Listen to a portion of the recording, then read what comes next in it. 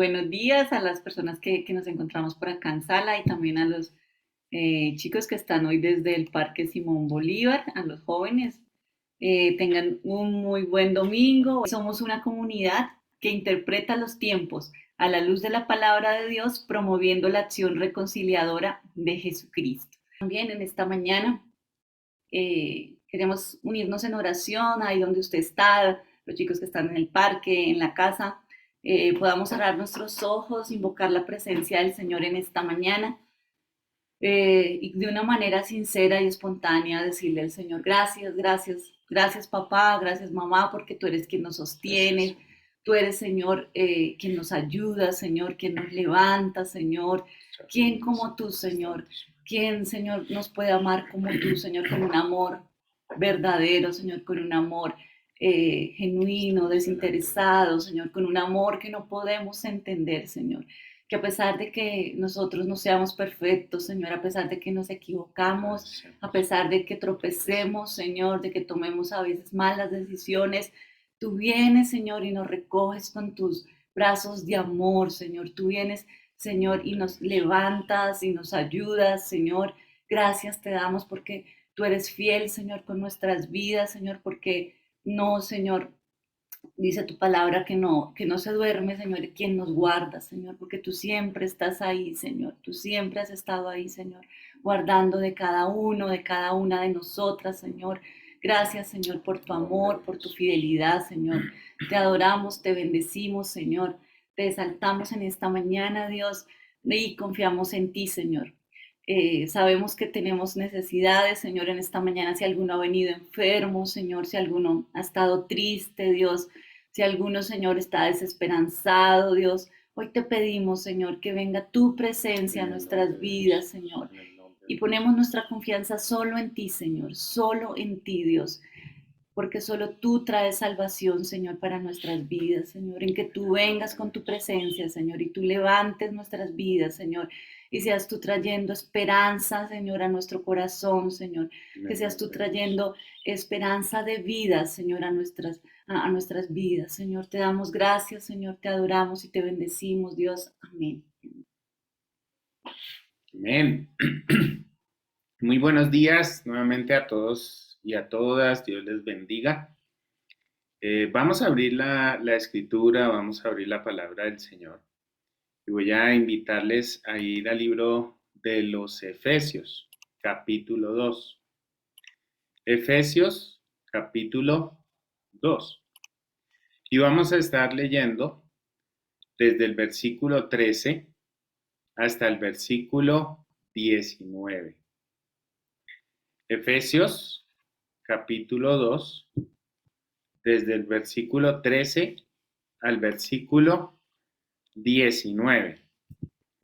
Ahí me gustaría pedirle el favor a alguien que lea todo ese pasaje. Si alguien tiene ahí a la mano el texto bíblico, cualquier formato, que lo pudiera compartir en la versión que tenga ahí a la mano. Efesios capítulo 2, versículos 13 al 19. Les escuchamos.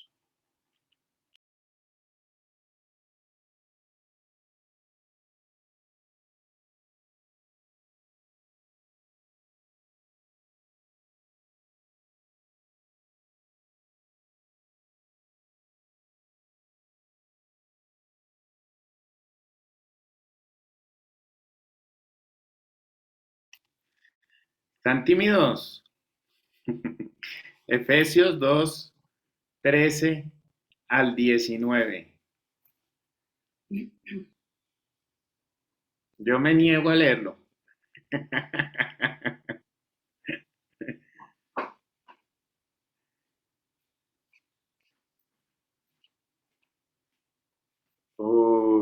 Parece que también son problemas de conexión. La conexión de Oli se cayó. Catalina o la familia Álvarez no, también está teniendo problemas de conexión, parece.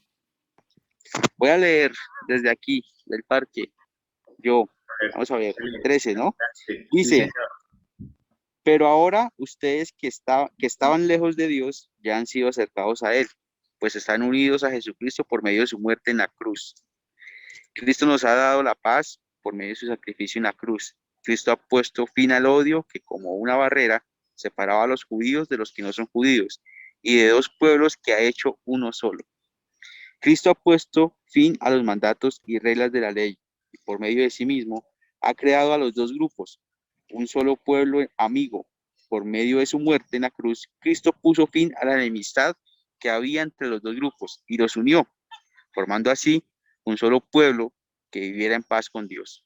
Cristo vino y anunció las buenas noticias de paz a todos, tanto a ustedes, que no son judíos y estaban lejos de Dios, como a los que son judíos y estaban cerca de Él. Por medio de lo que Jesucristo hizo, tanto los judíos como los no judíos tenemos un mismo espíritu y podemos acercarnos a Dios el Padre. Por eso, ante Dios ustedes ya no son extranjeros, al contrario, ahora forman parte de su pueblo y tienen todos los derechos. Ahora son de la familia de Dios. Palabra de Dios. Muchas gracias, Carlos. Ahí saludamos nuevamente a quienes están en el parque. Si Carlos nos puede visualizar de nuevo, también para la familia Álvarez, para Julio César, que también se está conectando, está conectado. ¿Quién está en el parque, Carlos?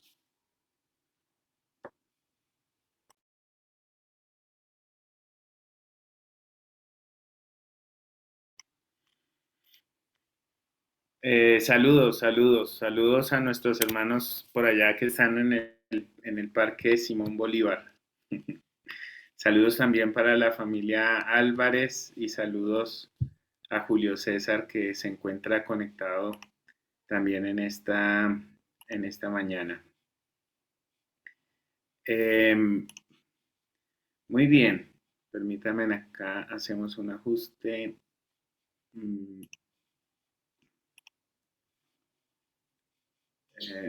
Regálame un segundito.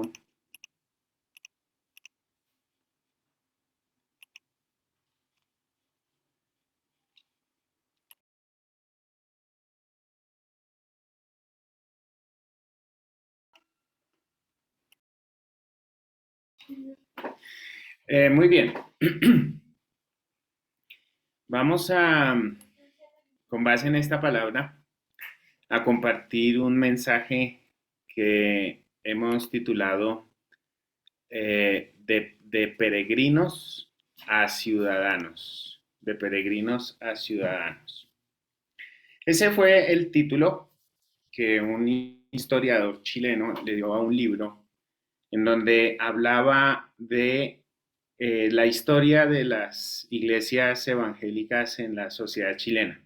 Es un autor chileno que, hablando de la evolución, las misiones protestantes y posteriormente la generación de múltiples rostros de iglesias en Chile, se fue configurando el posicionamiento de la iglesia evangélica en territorio chileno. Se trata del historiador Juan Sepúlveda.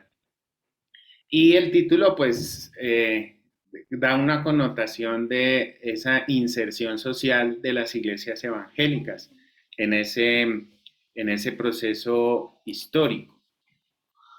En el libro, Sepúlveda va develando entonces no solamente a nivel general todas las iglesias, sino también ya focalizando un poco en la iglesia pentecostal, las iglesias que creemos en el bautismo en el Espíritu Santo, en el poder de Dios para sanar el cuerpo, las iglesias que consideramos que los dones hoy son renovados por el poder del Espíritu Santo y hoy podemos nosotros practicarlos. Entonces, son iglesias especiales, digamos, dentro del escenario porque hacen una diferencia a las iglesias que se llaman iglesias históricas, iglesias protestantes o iglesias evangélicas que no consideran que los dones están activos hoy día. El proceso de las iglesias evangélicas pues, fue muy notable, porque han sido iglesias que han sido capaces de llegar a donde otras iglesias y a donde otras expresiones sociales no han podido llegar. Especialmente en zonas marginales, en zonas pobres, en zonas de alta marginalidad. Y justamente Sepúlveda muestra cómo estas iglesias, las iglesias pentecostales, han podido captar a ciudadanos, abro comillas, de segunda clase. Sepúlveda los llama así, ¿no? Y digamos como una forma en que la sociedad clasifica, estratifica, segrega, y que la iglesia, y especialmente la iglesia pentecostal, de alguna forma fue una iglesia pobre, fue una iglesia marginada y fue una iglesia de ciudadanos de segunda clase. Es posible denotar el proceso del cristianismo con esta misma frase, de peregrinos a ciudadanos, porque así también fue el proceso de las iglesias que nosotros llamamos las iglesias primitivas o la iglesia primitiva.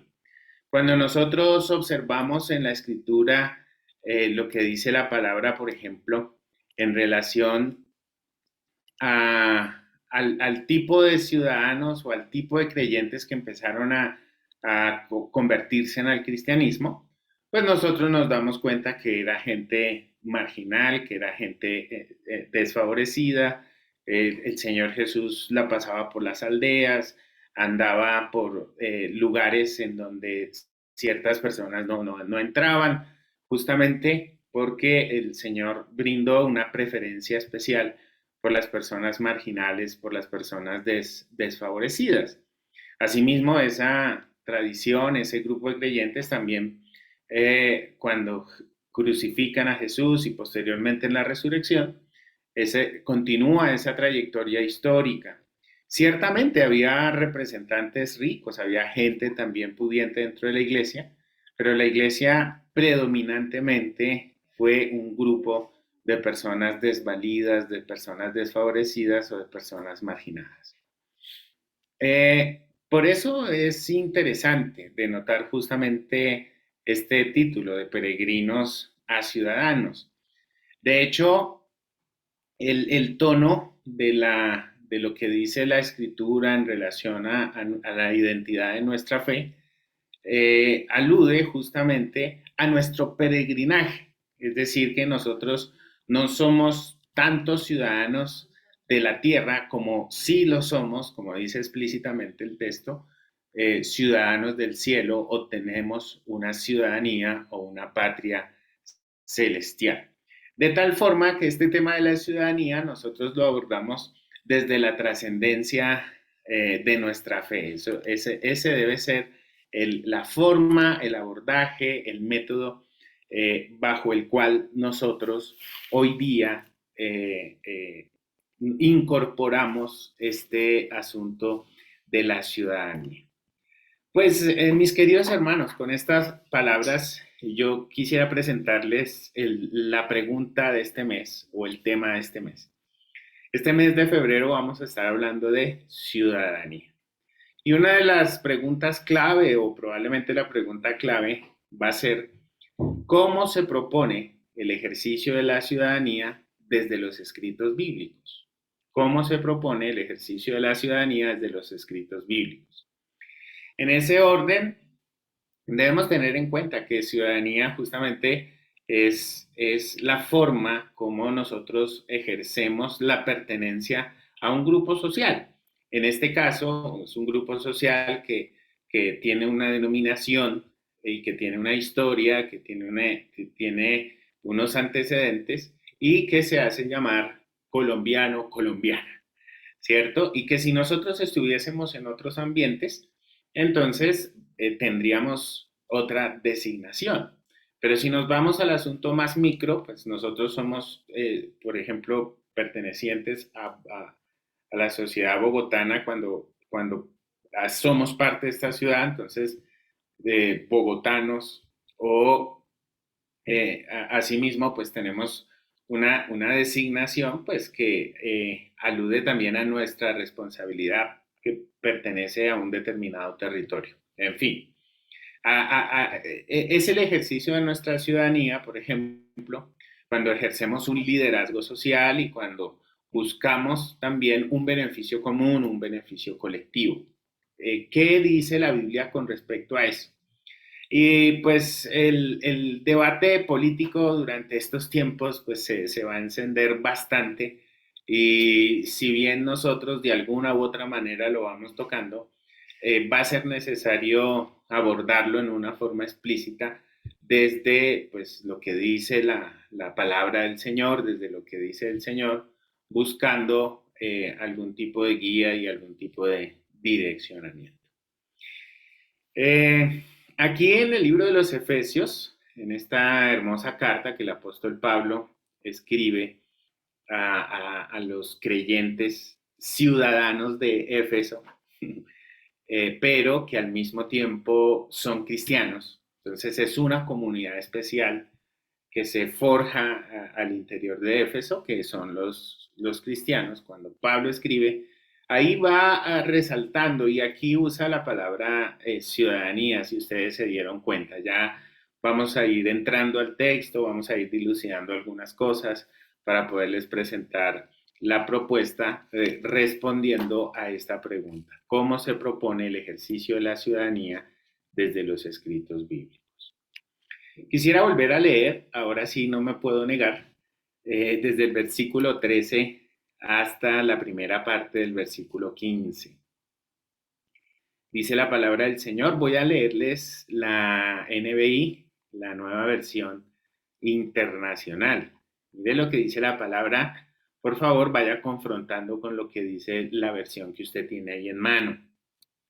Dice el versículo 13, pero ahora en Cristo Jesús, a ustedes que antes estaban lejos, Dios los ha acercado mediante la sangre de Cristo, porque Cristo es nuestra paz. De los dos pueblos ha hecho uno solo, derribando mediante su sacrificio el muro de la enemistad que nos separaba, pues anuló la ley con sus mandamientos y requisitos. Esto lo hizo para crear en sí mismo dos pueblos, los dos pueblos, una nueva humanidad al hacer la paz. Pero el énfasis está en el versículo, en la primera parte de ese versículo 15. Anuló la ley con sus mandamientos y requisitos. Anclado, digamos, en esta pregunta, ¿cómo se propone el ejercicio de la ciudadanía desde los escritos bíblicos? Podríamos decir lo siguiente, con algunas afirmaciones. Por ejemplo, la primera, Cristo elimina el muro de las enemistades creadas por las diversas ideologías sobre la ciudadanía. Cristo elimina el muro de las enemistades creadas por las diversas ideologías sobre la ciudadanía. Dicho en otras palabras, cuando desde el punto de vista terreno, desde el punto de vista social, cada sociedad se plantea la definición de las obligaciones de sus ciudadanos, de quienes hacen parte de esa sociedad, ahí se van tejiendo algunas ideas, algunas impresiones que genera enemistades, que propicia divisiones, que construye muros, que edifica paredes, que edifica barreras. Una ilustración, pues no es un dato menor, por ejemplo, el histórico muro de Berlín. Ustedes recordarán el muro de Berlín, que posterior a una guerra, dada también unos sistemas que se implantaron y el establecimiento de dos vencedores que se dividieron un territorio, pues se forja y se construye un muro. Seguramente no es de muy grata recordación el muro que separa o que quiso construir o que de pronto por ahí ha alcanzado bastantes tramos significativos, el muro que hay entre los Estados Unidos y México, que tiene toda una significación también, que no solamente es la expresión física de un muro, sino también todo lo que eso significa en términos culturales, en términos históricos. Esos muros son construcciones ideológicas que se concretan con esas edificaciones.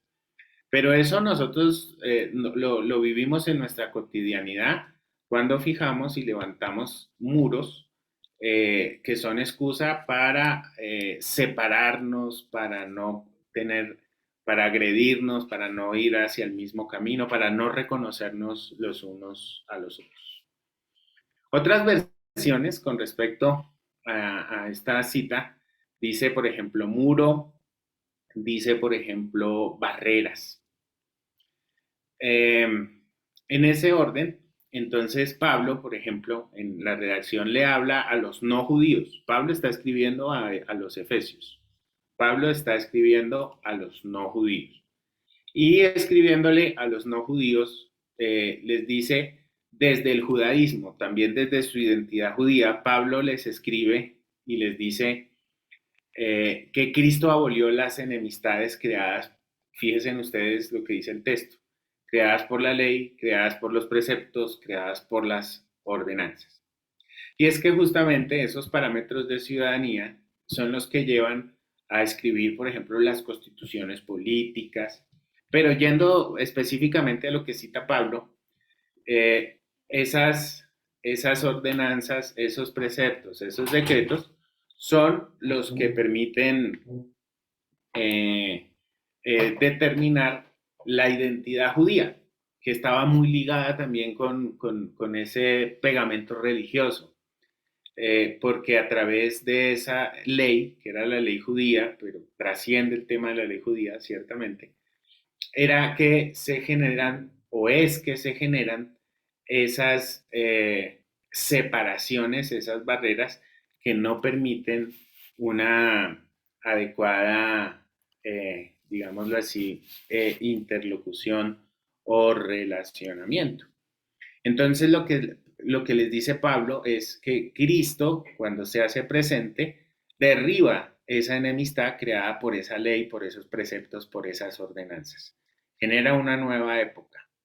Porque es que el significado de la vida entera de Jesús nos induce a nuevas prácticas.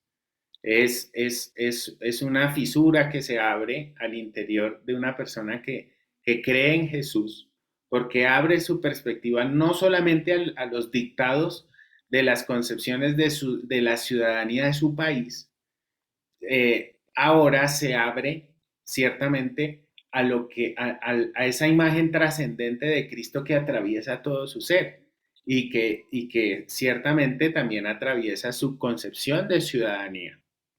El nacimiento, la vida, la predicación, la muerte y la resurrección de Cristo permite de esa manera suprimir esas enemistades creadas por nuestras concepciones de ciudadanía. Ciudadanía judía, griega, romana, colombiana, venezolana, estadounidense, francesa, congoleña o coreana. Porque cuando se abre ese camino de fe, se introducen nuevas categorías dentro de las concepciones de ciudadanía desde lo terreno. Porque nosotros nos constituimos seguidores y seguidoras de Cristo. Vamos detrás de Cristo, hacemos lo que Cristo nos manda. De tal manera que empezamos a considerar nuevamente nuestro posicionamiento ciudadano, ya no solamente por lo que nos dice las exigencias de nuestra ciudadanía colombiana, sino que esa ciudadanía empieza a ser trascendida por la experiencia del Señor Jesucristo en nuestras vidas. ¿Eso qué significa? Que la fe cristiana, cuando nosotros nos abrimos, mata los prejuicios ideológicos por circunstancias históricas, culturales, políticas o religiosas que se cargan por tener una determinada ciudadanía.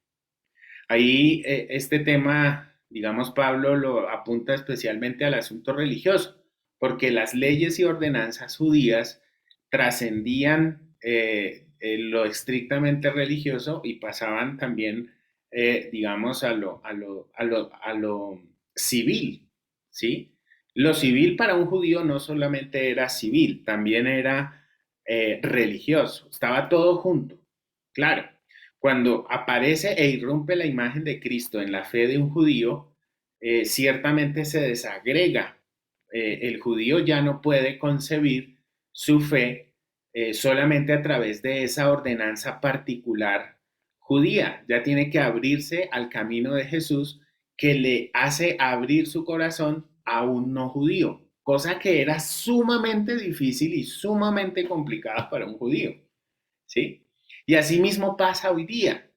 Nosotros, por ejemplo, al tener el paradigma Cristo en nuestra vida, nosotros reevaluamos las definiciones de las cargas históricas y culturales de lo que significa, por ejemplo, colombiano, venezolano. Ya para nosotros, siendo cristianos, relativizamos lo que puede significar dentro de nuestra cultura ciudadanía el ser venezolano o el ser colombiano, porque nosotros nos abrimos, ya nos miramos como ciudadanos y venezolanos en relación a lo que Cristo ha obrado en nuestra vida y en nuestro corazón. Entonces, ojo, porque lo primero que dice, o lo que podríamos inferir de lo que dice Pablo, es que Cristo elimina el muro de las enemistades que generan los conceptos de ciudadanía. Segundo, Cristo crea una nueva humanidad forjada por la paz y la reconciliación. Cristo crea una nueva humanidad forjada por la paz y por la reconciliación. Dice el texto bíblico, leo para ustedes desde el versículo 17. Dice así: pues anuló la ley con sus mandamientos y requisitos. Ahora, luego dice la segunda parte del versículo 15, esto lo hizo para crear en sí mismo de los dos pueblos una nueva humanidad al hacer la paz, para reconciliar con Dios a ambos en un solo cuerpo mediante la cruz, por la que dio muerte a la enemistad. Él vino y proclamó la paz a ustedes que estaban lejos. ¿A quién le está hablando? A los gentiles o a los griegos.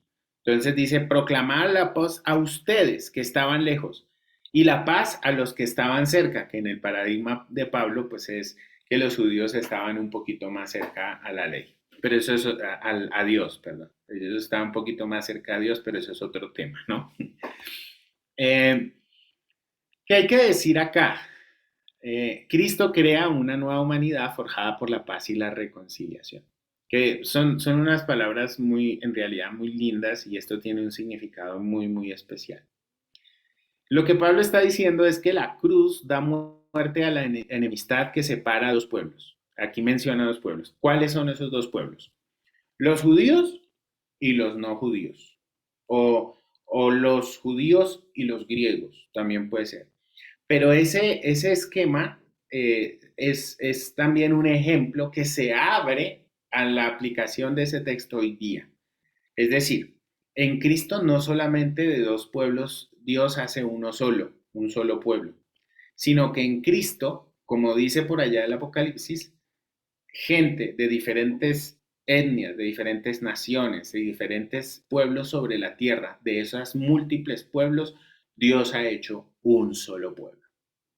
De tal manera que esto nos sirve para nuestra concepción de ciudadanía, nuestro abordaje con nuestra ciudadanía. Porque claro, nosotros tenemos la pertenencia a un pueblo, pero resulta que el fenómeno Cristo ha traspasado nuestro corazón de tal manera que ciertamente pertenecemos a un pueblo, pero también tenemos la pertenencia a otro pueblo del cual también somos parte por el hecho de ser seguidores de Jesús. Y esa pertenencia está fijada por la cruz. O sea, la cédula de ciudadanía de esa pertenencia se fija, de acuerdo a lo que dice Pablo, por la cruz. Pero ¿por qué la cruz? A mí se me ocurriría pensar, ¿qué es lo que significa la cruz? Planteémonos tres ejemplos a través de tres frases. Por ejemplo, un símbolo de opresión, que era el poder romano, levanta cruces para matar a todos aquellos que se le oponen, es un símbolo de opresión. Se convierte en un símbolo de la radicalidad del amor de Dios. Cómo Dios se hace hombre pasa por todas nuestras experiencias como seres humanos y sufre nuestras penalidades a tal modo y se radicaliza tanto su amor que la sufre en la cruz, con todo lo que eso significa, no solamente en términos biológicos, sino también en términos del sentido de su vida. Hay un símbolo de amor, es la radicalidad del amor de Dios hacia el ser humano. Por ejemplo, ¿por qué la cruz? Porque a la violencia se le vence y se elimina con la no violencia. Porque el Señor Jesucristo lo expresó. No vamos a responder al acoso y a la amenaza y a la intimidación con espada, porque el que mata a espada ciertamente a espada tendrá que morir. Entonces, el cristianismo vence, es a través de la no violencia el no uso, el abstenerse del uso de las mismas herramientas del imperio, que era la opresión, la violencia y la espada. El cristianismo vence con la mera palabra, la palabra de Dios y con la actitud del Señor Jesucristo. Eso significa la cruz. Eso justamente significa la cruz.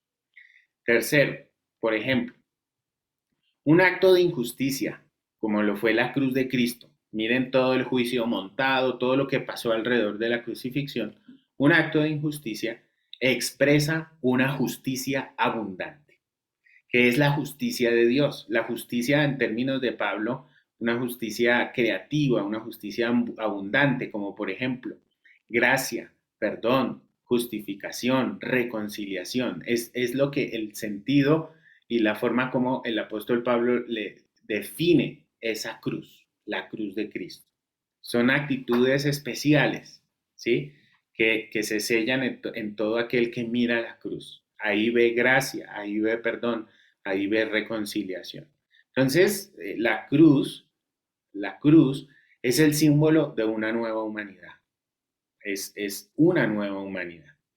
La cruz de Cristo es el fracaso de la ideología romana, de la imposición, la universalidad y la ostentación del poder.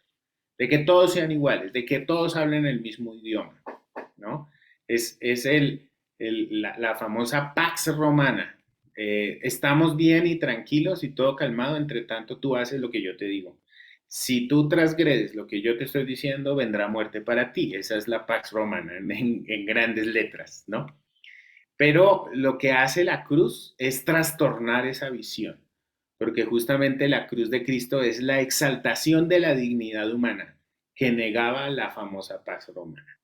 Ahí hay una posición que es la afirmación de la dignidad. Ciertamente hay muerte, hay sangre, hay injusticia, pero a través de esa muerte, esa sangre e injusticia, se muestra al ser humano, a la humanidad, que a pesar de la violencia del carácter humano, puede existir baluartes de dignidad que renuncian o que se oponen totalmente a esas visiones de maldad. Eso es lo que significa la cruz. La cruz de Cristo es la exaltación de la dignidad humana y la vinculación de la diversidad. De los dos pueblos hizo uno, ¿sí? De múltiples hace uno solo.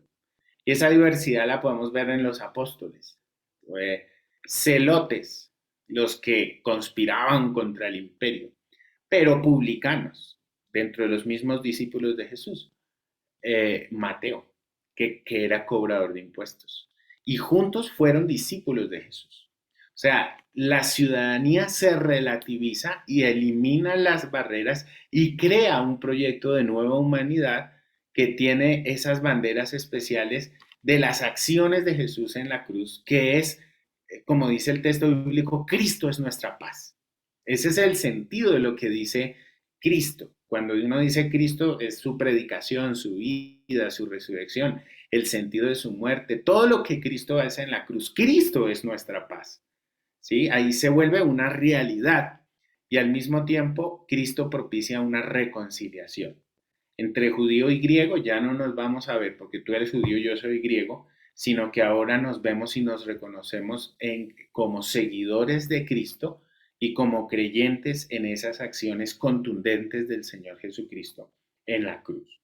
Entonces se crea una nueva humanidad que trasciende todas esas concepciones de ciudadanía terrenales que propician la violencia, que propician la imposición, que propician todas las maldades que nosotros hemos tenido que experimentar en nuestra historia. Y finalmente, ¿qué les estoy diciendo? Cristo elimina el muro de las enemistades, Cristo crea una nueva humanidad y Cristo expresa trinitariamente la erradicación de las etiquetas sociales. Cristo expresa trinitariamente la erradicación de las etiquetas sociales. ¿Por qué eso menciona? ¿Por qué está diciendo trinitariamente? Bueno, se lo pongo en las palabras que dice el versículo 18. Leo para ustedes la nueva versión internacional. Por lo tanto, ustedes ya no son, dice el versículo 18, pues por medio de él tenemos acceso al Padre por un mismo espíritu. ¿Se dan cuenta que ahí está la Trinidad? Por medio de él, ¿quién? Cristo. Por medio de Cristo, la segunda persona de la Trinidad. Si quiere, póngale el Hijo. Pues por medio del Hijo tenemos acceso al Padre por un mismo espíritu. Ahí tenemos nosotros la Trinidad. ¿Sí? Lo que estamos diciendo es que Cristo es el acceso al Padre para todos y todas por un mismo espíritu. Si queremos sensibilidad también en el abordaje en cuanto a nuestras concepciones de Dios, lo que estamos diciendo es que esa acción de Cristo nos introduce en el seno de la eterna trascendencia de Dios, que es esa dimensión trinitaria. No le llame hijo, no le llame padre, no le llame espíritu.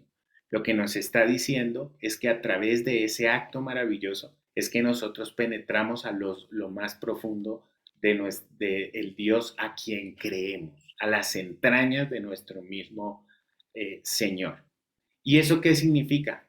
Todas esas etiquetas sociales que se propician desde los conceptos de ciudadanía terrenales quedan totalmente eliminadas, extirpadas. ¿Cuáles etiquetas? Ya no somos extranjeros, ya no somos advenedizos, de acuerdo a lo que dice la Reina Valera. Si ponemos otras versiones, ya no somos forasteros, ya no somos extraños. Se eliminan las etiquetas, porque en Cristo nosotros tenemos una nueva humanidad y todas esas etiquetas se revalorizan, quedan en otro lugar. Cristo nos da una ciudadanía superior.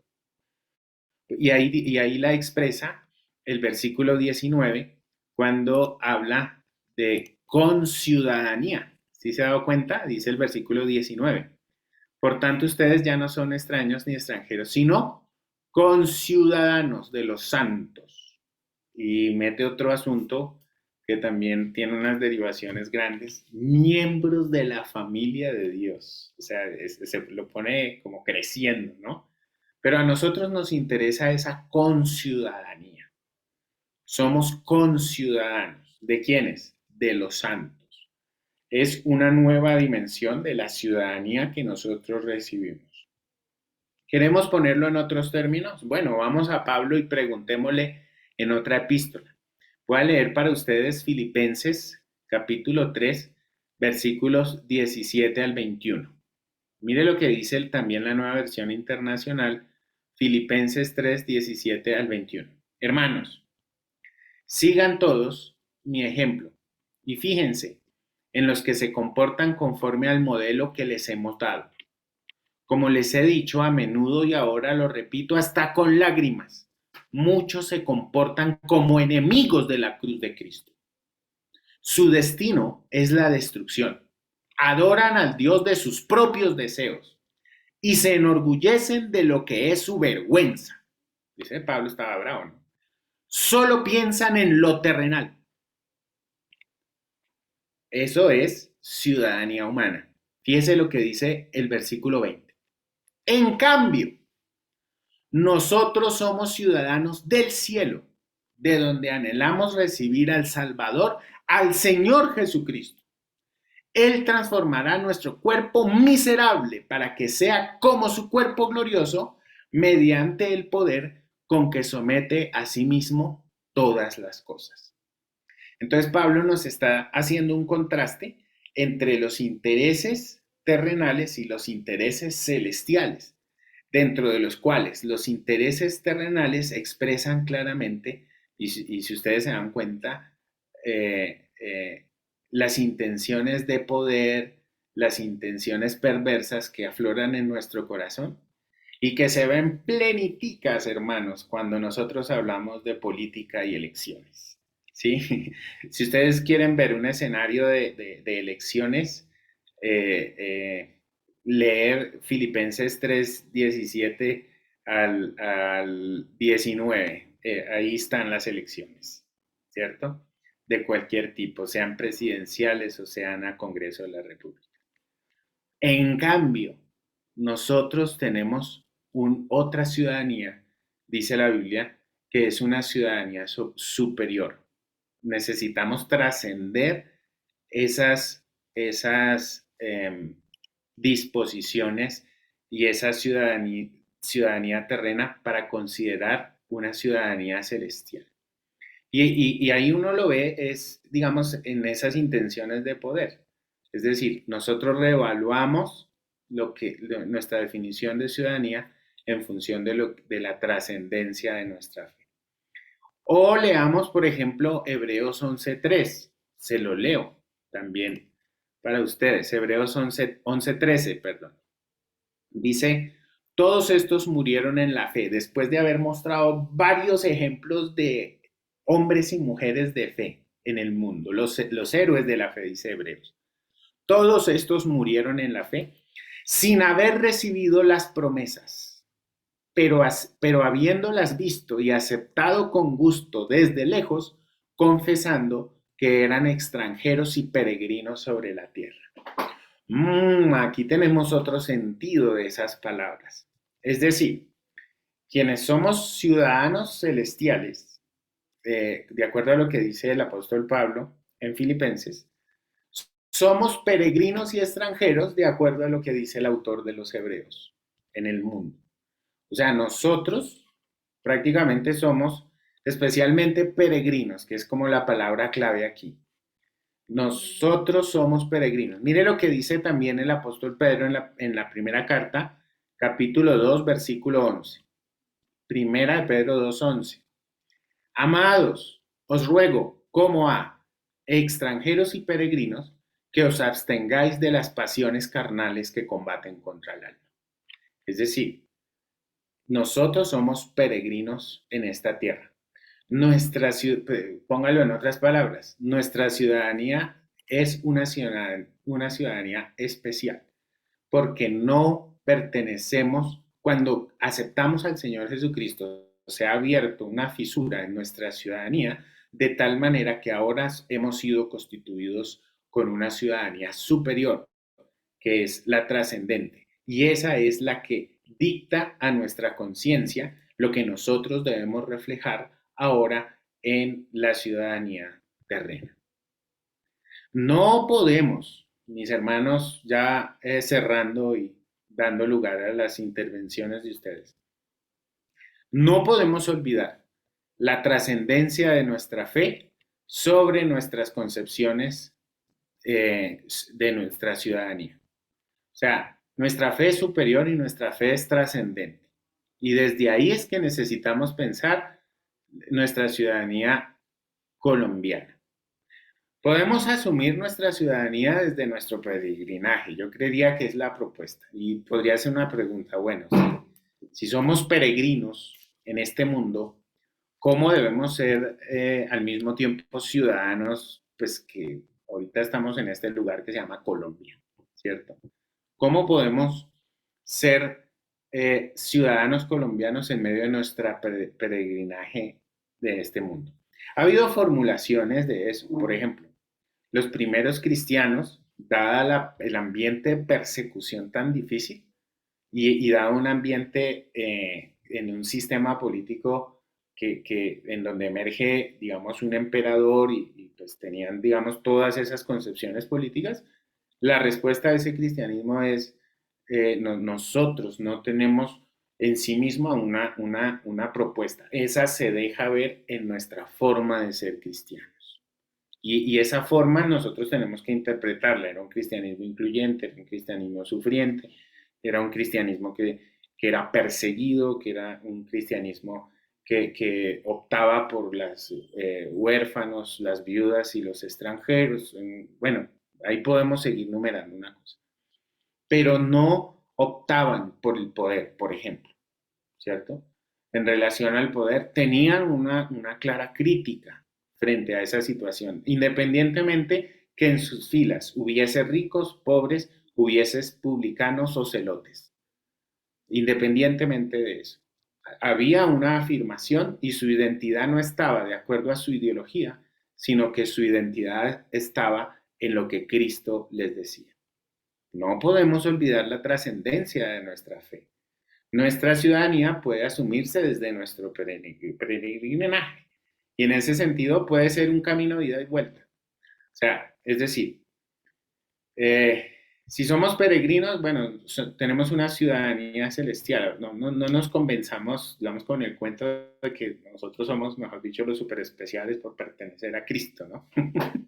Ese tema del partidazgo, por ejemplo, en los Corintios, la Biblia dice que Pablo decía, la iglesia se estaba dividiendo, entonces unos decían, yo soy de Apolos, otros decían, no, yo soy de Pablo, otros decían, no, yo soy de Cefas, yo soy de Pedro, ¿cierto? Y no faltaba el cristiano evangélico que decía, no, yo soy de Cristo, en una situación bastante abstracta.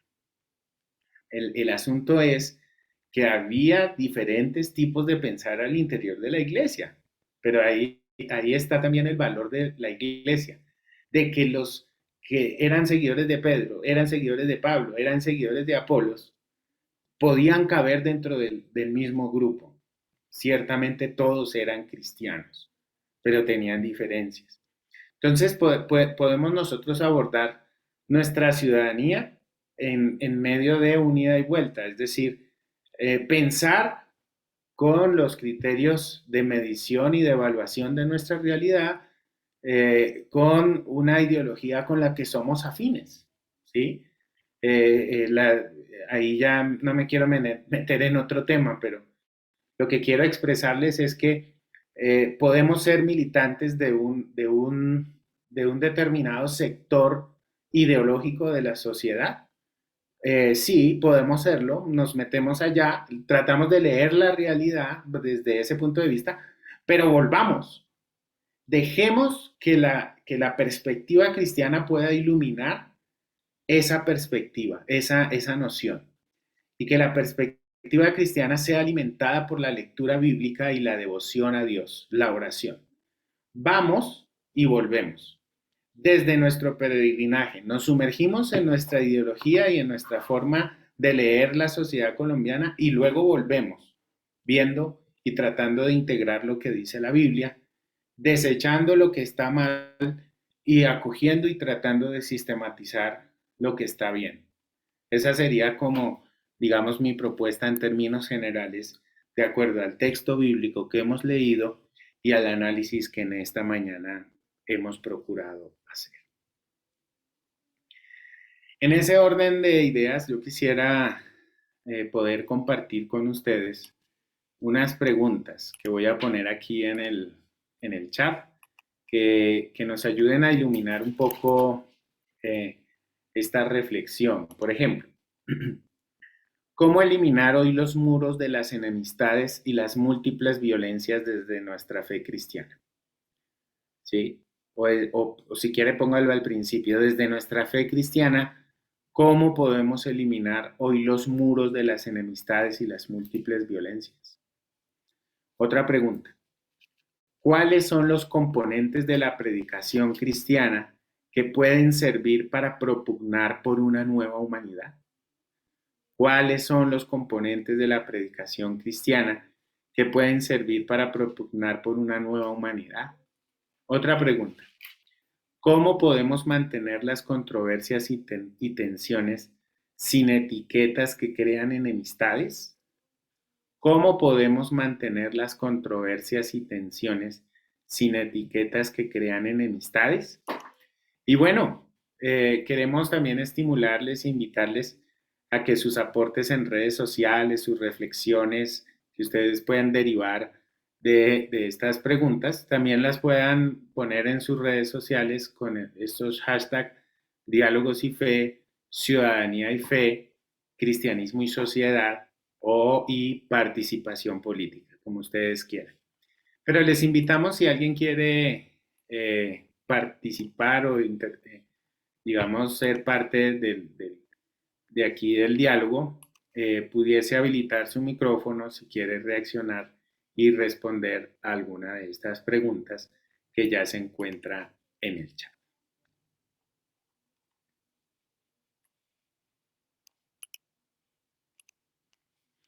Bueno, muy bien. Yo creo que, bueno, mientras vamos ahí organizando las reflexiones, las preguntas y comentarios también, bueno, escuchando algunos argumentos que daba John en cuanto cuando dice la palabra que nosotros somos ciudadanos del reino, que somos ciudadanos del cielo, ¿no? Celestiales.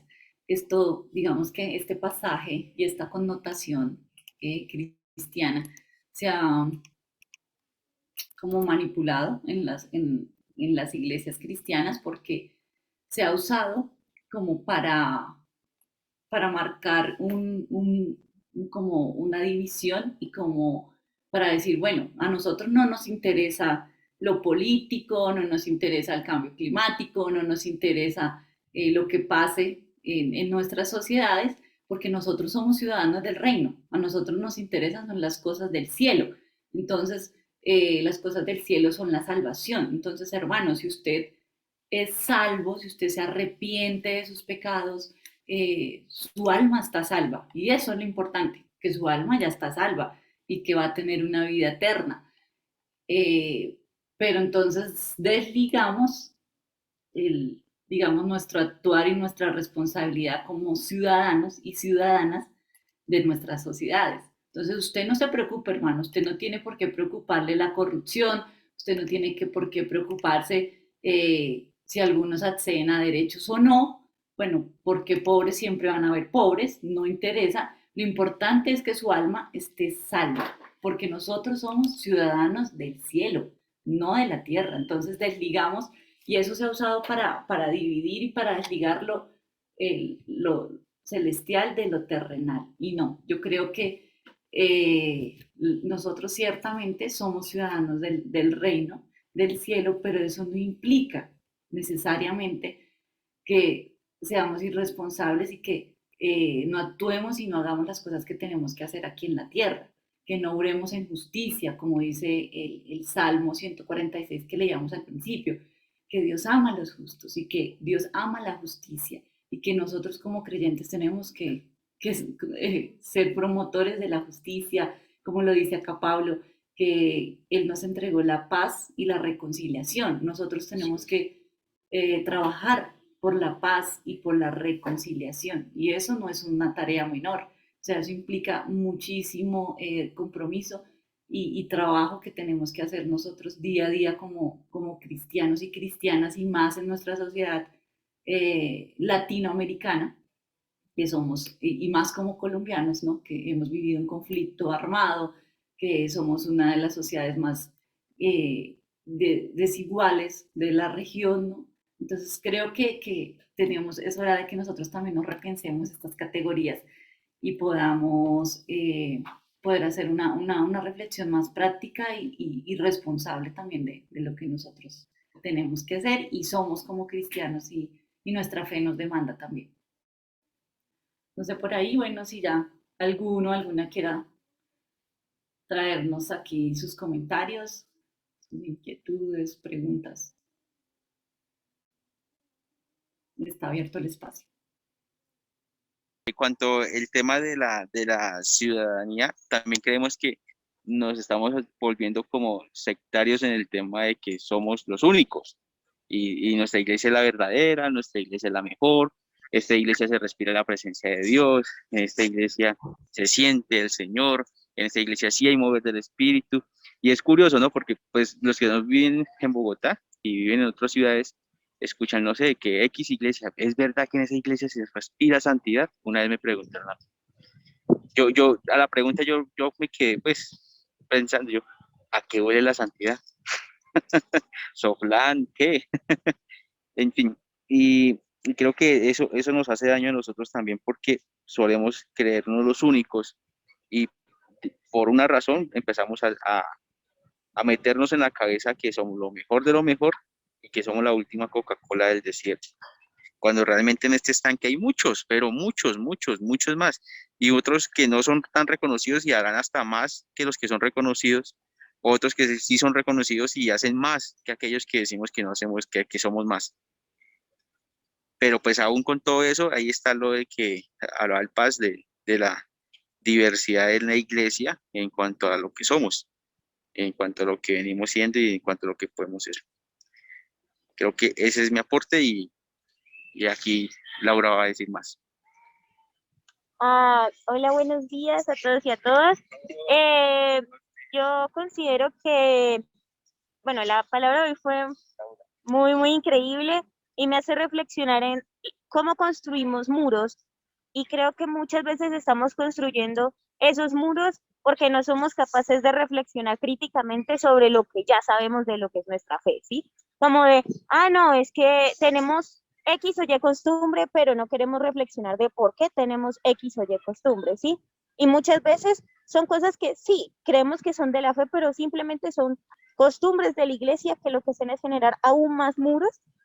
Entonces es como de, no, no me puedo juntar con estas personas que, por ejemplo, son migrantes porque entonces hacen X o Y actividad y eso no está correcto.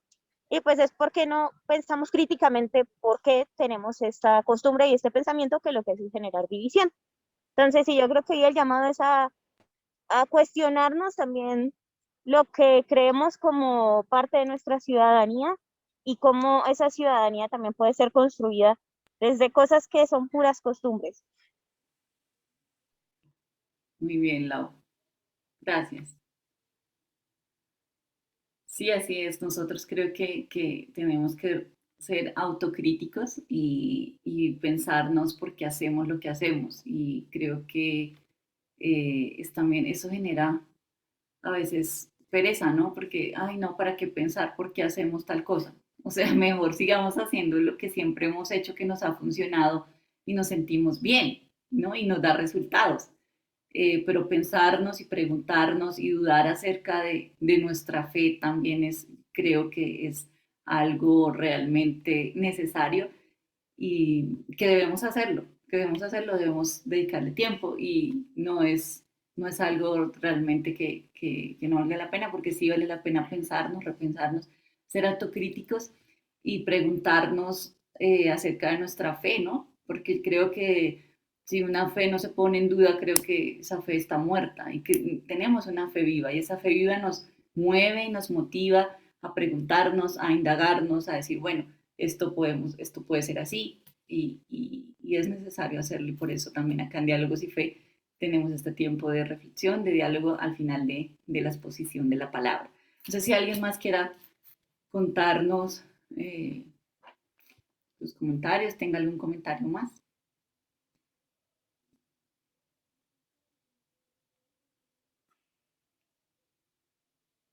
Pensaba también que de pronto a veces decimos, sí, Laurita, ¿quién más está por ahí? Hola, buenos Hola, días. ¿cómo estás? ¿Cómo están? Dios les bendiga. Bien, Saludos. Y creo que este es un tema bastante largo y extenso para tratar, eh, porque creo que todos los comentarios que han hecho tienen razón, tenemos razón en todo lo que pensamos. Eh, Muchas veces nos creemos mejores que todos por el hecho de haber recibido a Cristo en nuestro corazón, pero nos comportamos de una manera totalmente diferente. Y, y eso me hace llegar a la conclusión de que sí, somos ciudadanos, pero crecemos con la irresponsabilidad de la identidad, ¿no? Y el hecho de que seamos cristianos no nos quita la identidad colombiana, la identidad bogotana, la identidad de donde seamos. Y parece que muchas veces esa ciudadanía cristiana, esa ciudadanía celestial nos hace vivir en una fantasía y no la realidad de nuestra vida, de nuestro pueblo, de nuestro mundo, en cualquier sentido, ¿no? Nos olvidamos de todo y he visto congregaciones que van hasta el otro extremo, es que como usted es cristiano no le va a pasar nada, no le va a suceder nada porque usted ya está en el reino de los cielos y la responsabilidad de aquí, ¿qué? La responsabilidad de su herencia, no solamente familiar, sino su herencia, su legado como ser humano, ¿en dónde queda? Y por eso es que no hemos impactado en los diferentes campos.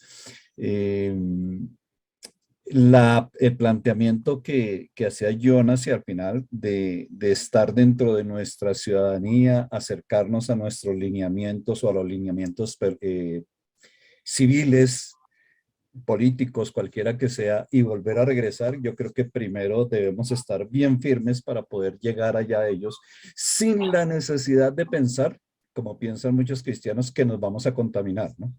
Porque eso es lo otro, eso es lo otro.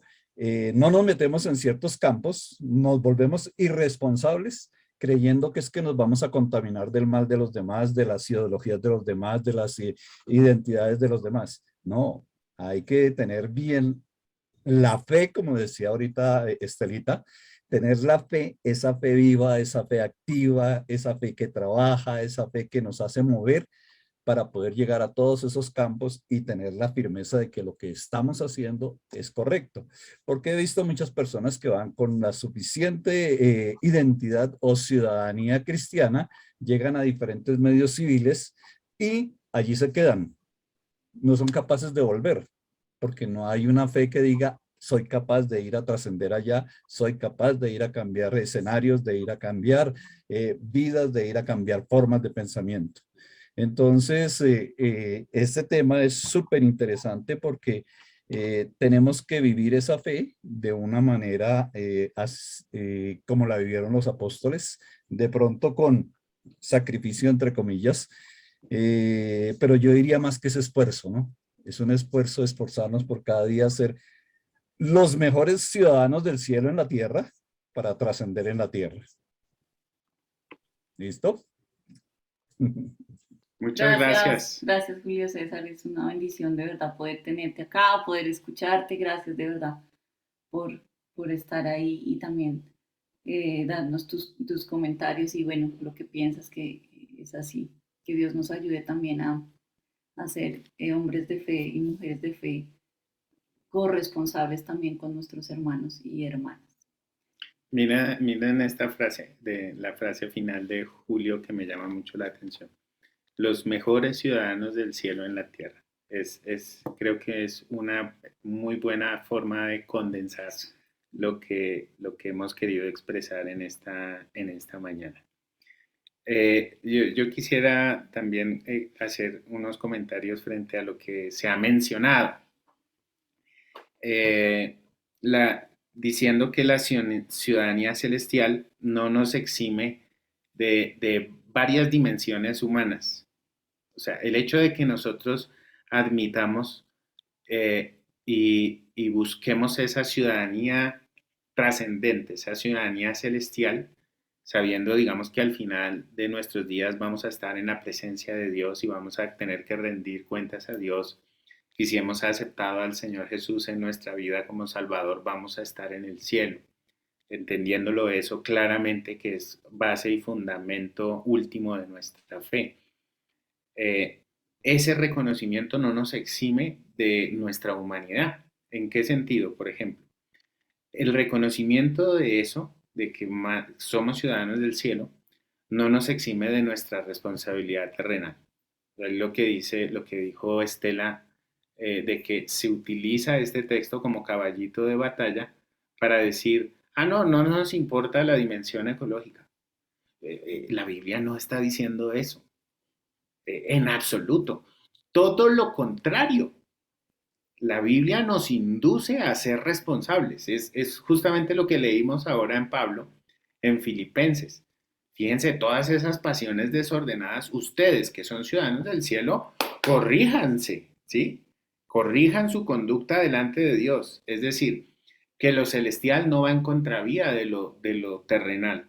Si nosotros vivimos lo celestial en nuestra vida terrena, vamos a construir una mejor vida terrena, porque lo que estamos haciendo es adelantando rasgos de esa eternidad y de esa trascendencia que Dios ya ha puesto en nuestra vida. Lo que implica que somos antes todavía más responsables. Si nosotros degradamos el agua, la maltratamos, si nosotros propiciamos un militarismo que no es responsable de sus actos, si nosotros no nos importa que haya pobres en el mundo, lo que estamos demostrando es que estamos lejos, lejos de lo que el Señor Jesucristo anunció. Porque esto no se trata de una concepción ideológica, esto se trata de nuestra responsabilidad y con un sentido común, con sentido común. Eso uno. Por ejemplo, la ciudadanía celestial no nos exime de nuestra humanidad plena. O sea, nosotros somos humanos. Sí, en ese sentido, el pecado, la pasión todavía están en nosotros. El hecho como dice Carlos y como dice Julio, el hecho de que nosotros empecemos a ser cristianos, no es que todo esté ya sobre digamos, nuestros pies estén ya sobre todo y que nosotros seamos mejores que los demás. No, esto no fue el cristianismo que el Señor Jesucristo predicó y anunció. El cristianismo que Cristo predicó es un cristianismo de servicio. Tenemos la capacidad de lavar los pies de los demás y reconocer también nuestra propia humanidad, diciéndole a Dios todos los días, perdónanos, perdónanos nuestros pecados. Es la oración del Señor, perdona nuestras faltas, perdona, es el reconocimiento de nuestro propio pecado, es el Evangelio de Cristo, el reconocimiento de nuestra propia humanidad. No tenemos unas cosas súper sobrenaturales que nos hacen tener mayor discernimiento que los otros. Ni siquiera yo como pastor lo tengo. Ni siquiera yo como servidor lo tengo. Todos estamos buscando ese discernimiento que viene de parte de Dios y que Dios nos ayude. Y tercero, una dimensión muy humana, que esa ciudadanía celestial no nos quita, no nos despoja, es nuestra ideología. Muchas iglesias se engañan a sí mismas diciendo que nuestra ciudadanía es celestial, por ahí argumentando que por esa causa nosotros no nos debemos inmiscuir, digamos, en una militancia de un partido político o de una ideología política. Falso. Hay que discernir cuál tipo de ideología esa determinada comunidad está propendiendo. Y se debe reconocer y se debe admitir. Por ahí dicen, no, es que nuestra ciudadanía es celestial y qué sé yo, pero por otra parte nos van metiendo candidatos de determinada ideología. Y ojo, porque eso es, digamos, un discernimiento que se debe hacer hacia afuera y también un discernimiento que nosotros debemos tener entre nosotros mismos, poniendo las cartas sobre la mesa, ¿cierto?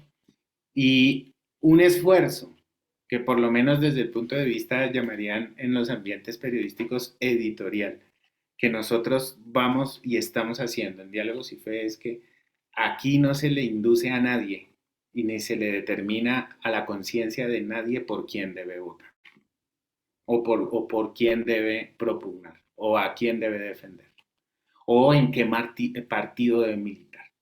Y aquí no, yo les pido por favor, no estigmatizar a nadie que diga que es de un determinado partido, porque nuestra militancia en la fe es ser seguidores de Cristo.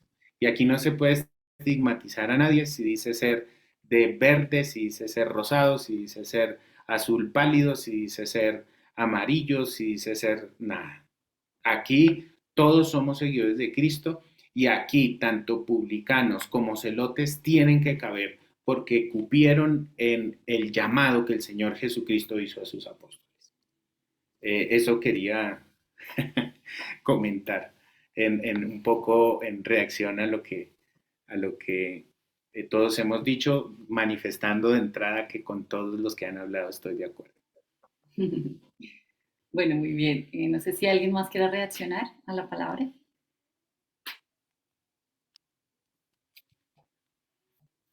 Bueno, yo creo que este tema, como decía también Julio César, es bastante amplio, ¿no? Y a veces nos quedamos cortos pues en el tiempo y quisiéramos crear también más espacios para que pudiésemos hablar de estos temas pues que nos competen y que son necesarios hablar también. Por ahí a veces también nosotros como evangélicos, como personas de fe, somos muy convenientes, ¿no? Decimos para unas cosas, ay, somos celestiales, no, eso no nos metamos, pero para otras ya dejamos de ser celestiales. Entonces esa celestialidad que tanto pregonamos y a veces defendemos se vuelve relativa y conveniente e interesada, ¿no?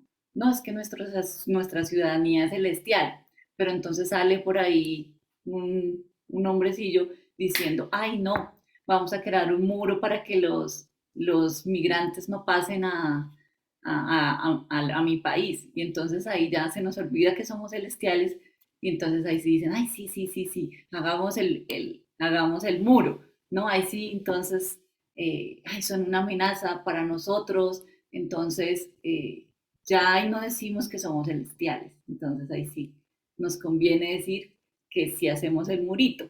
Entonces, que eso es una muy buena idea como cristianos. Entonces, también hay que ver que nosotros somos muy fáciles a veces de como querer ocultar nuestro odio, nuestra xenofobia, querer ocultar nuestra maldad, ¿sí? Entonces, no podemos utilizar, hermano, la Biblia para ocultar nuestra maldad. Es un sacrilegio. Eso es blasfemar el nombre de Dios. Ocultar en nuestra fe esto que menciona Estel. Eso es blasfemar el nombre de Dios para mí. Que Dios nos ayude y nos... dice Julio César, me los imagino construyendo muros en el cielo. Sí, tal cual, porque definitivamente nosotros a veces sí usamos la fe para esconder nuestra maldad y que Dios nos ayude para poder nosotros, y ahí es donde nos necesitamos los unos a los otros, poder desenmascararnos y decir, oiga hermanito, esto no está bien, o sea, reconsidere como que lo que está pensando y lo que estamos haciendo, porque en nuestro propio pensamiento podemos imaginarnos que muchas cosas de las que hacemos están bien, pero no.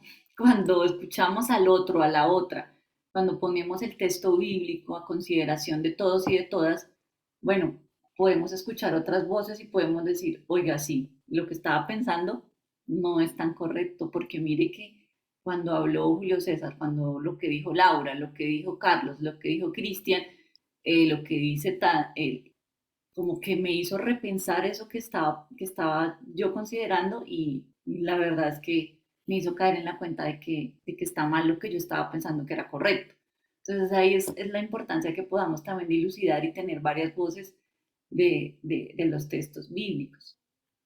Y creo que es bien importante traer a colación en cuanto a la ciudadanía del reino y que somos celestiales, pues que los mandamientos y los dos principales mandamientos que resumen la ley de Dios y reafirmados por Jesús, ¿no?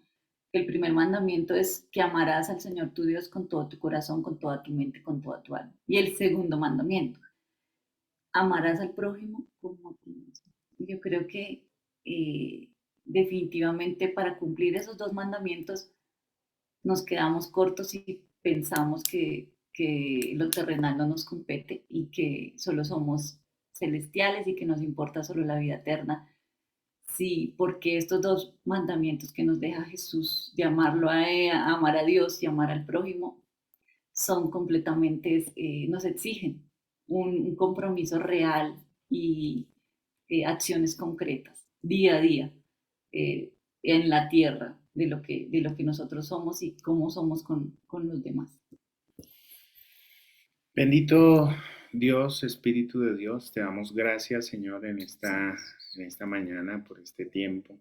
Sí, sí. Gracias porque nos permites abrir la palabra, abrir la escritura, pedir discernimiento, pedir de parte tuya, Señor, tu dirección, tu presencia, tu apoyo en medio nuestro. Te pedimos, Señor, en el nombre de Jesús, que tú abras nuestra mente y nuestro corazón para discernir claramente la realidad y para, Señor, poder ser luz en el mundo en medio de estas circunstancias y el contexto que nos ha tocado enfrentar.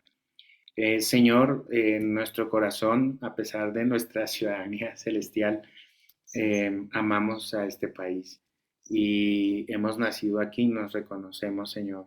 Aquí nos duelen tantas cosas que a veces expresamos también de una forma dolorosa, queriendo o expresando la crudeza de la maldad que se ha tejido acá, que no está distante de lo que ha pasado en otros lugares, pero estamos incómodos con la situación que se vive actualmente, Señor, en el país.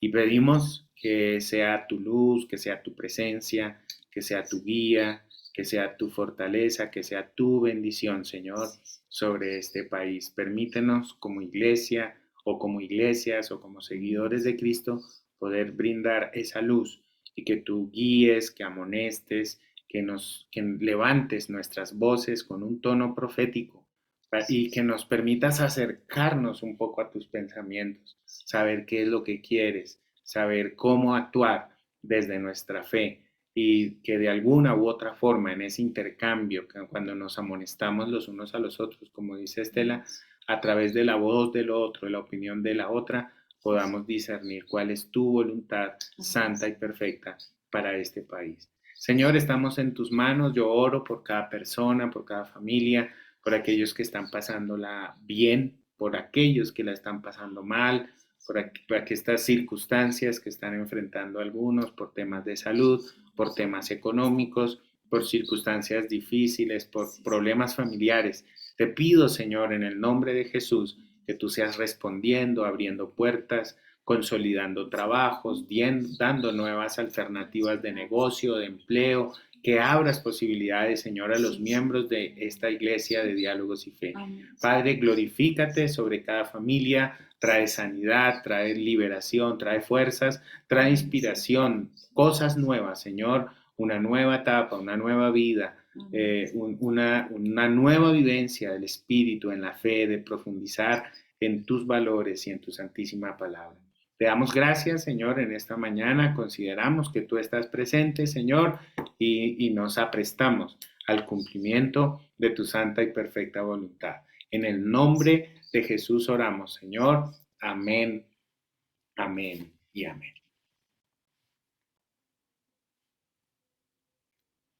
Bueno, ya vamos cerrando con el diálogo y vamos a participar de algunos anuncios. Seguimos en la VACI para el preuniversitario, así es que por favor les agradecemos si en sus redes de contactos, en las redes sociales puedan publicar la VACI para tener más donantes. También en el vínculo, en el Facebook, está el vínculo para el calendar con la agenda del mes para que estemos ahí como actualizándonos de las actividades que tenemos, de los diálogos presenciales, virtuales y bueno, así es que los invitamos también para que lo consulten a través de Facebook. El 13 de febrero, o sea, el otro domingo, vamos a tener presencial en Casa Grande, así que las esperamos a las 10 de la mañana. Si pueden ahí acompañarnos, vamos a estar todos juntos ahí como comunidad el 13 de febrero. Y pueden también llevar invitados, inviten a sus amigos, familiares, para que también puedan estar allí en Casa Grande. Y el 27 de febrero vamos a tener un foro con candidatos a la Cámara de Bogotá. Así es que va a ser un espacio muy también propicio, muy chévere para que podamos visibilizar nuestra posición, para que podamos hacer preguntas allí a unos candidatos y candidatas que vamos a tener como invitados y la invitación es para que los jóvenes que quieran acompañarnos este día del foro, el 27, pueden hacerlo y pues llevar también con antelación si tienen preguntas, cuestionamientos, propuestas, van a ser también allí un espacio donde puedan ser escuchados y escuchadas el 27 de febrero a las 10 de la mañana en Casa Grande también. Bueno, y también por favor recordarles los diezmos y las ofrendas. Diálogos y Fe es una comunidad muy dadivosa. Agradecerles de verdad a cada una sus diezmos, sus ofrendas que hacen con esfuerzo, con amor, con compromiso. De verdad, muchísimas gracias. Y bueno, si tienen ofrendas y diezmos, pueden comunicarse con Carlos Soler, que él les va a dar el número de cuenta de Nequi, de Bancolombia, para que puedan hacer llegar sus diezmos y sus ofrendas. Muchísimas gracias. Bueno, a todos y a todas, un feliz domingo, muchas bendiciones.